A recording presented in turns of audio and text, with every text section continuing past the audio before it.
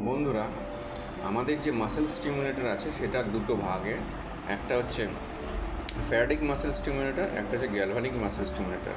তো অনেক সময় কনফিউশন হয় বিভিন্ন কেসের ক্ষেত্রে যে কখন আমরা মাসেল স্টিমুলেটরের মধ্যে এফএস ব্যবহার করব, মানে ফ্যারাডিক স্টিমুলেশন ব্যবহার করব, এবং কখন আমরা গ্যালভানিক স্টিমুলেশন ব্যবহার করব। বন্ধুরা, আপনারা যখন দেখবেন কোনো পেশেন্টের মাসেল রিলেটেড পেইন হচ্ছে বা মাসেলের কোনো সমস্যা হয়েছে, সেটা ট্রমাটিক হতে পারে বা সেটাকে অপারেটিভ কেস হতে পারে বা ইনজুরি থেকে হতে পারে, যে কোনো কেসে সেখানে আপনারা কিন্তু সেই মাসেলকে রিএডুকেটেড করার জন্য কিন্তু এমএস ব্যবহার করবেন, সেইটা হচ্ছে ফ্যারাডিক স্টিমুলেশন। আর যেখানে দেখবেন কোনো নার্ভ ইনজুরি হয়েছে বা নার্ভ রিলেটেড সমস্যা হচ্ছে বা নার্ভের সিগন্যালের সমস্যা হচ্ছে, সেন্সেশনের সমস্যা হচ্ছে, মোটর ফাংশন করতে সমস্যা হচ্ছে, সেখানে আপনারা অবশ্যই গ্যালভানিক স্টিমুলেশন ব্যবহার করবেন, তাহলে খুব ভালো রেজাল্ট হবে। Thank you.